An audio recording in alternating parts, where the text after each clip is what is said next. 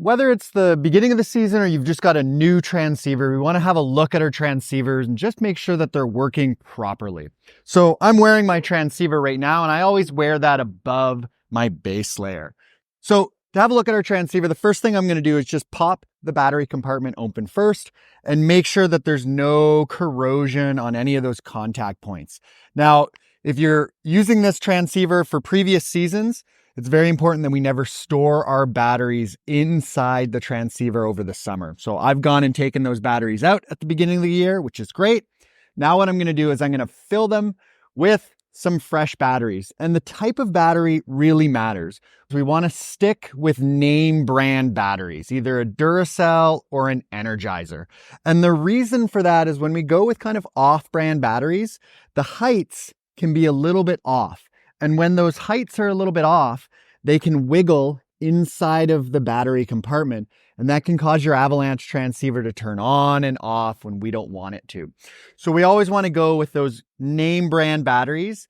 And we always want to go with an alkaline battery. So we never use a lithium or a rechargeable battery for a couple of reasons. Number one, they're a little bit more cold sensitive, but number two, the battery percentage can really drop off quite rapidly. So we always stick with an alkaline battery.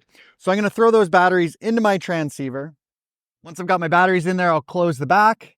And then the very first thing that I'm going to do is turn my transceiver on and into send mode. There's a couple things that are going to happen. Usually you get some sort of a percentage. Right now it says 100% because these are new batteries. It will usually give you a little bit of a chime, like a beep, boop, boop. What I love about these Mammoths is it makes a little song that says, let's go ski.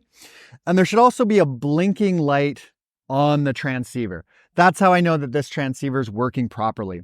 The next thing I want to do is cycle it into search mode.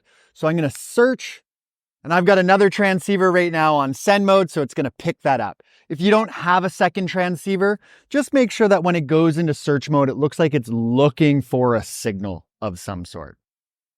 Now, once that's on and in send mode, you want to make sure that it goes into the harness and fits in there. One thing we always want to do is have the screen facing into our body. That's the way it's protected.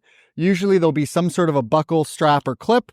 Make sure that that's clipped in there. A couple ways that you know that your transceiver is being worn correctly is you should be able to look down at it and always see the blinking light. That's a good indicator that you're wearing your transceiver properly.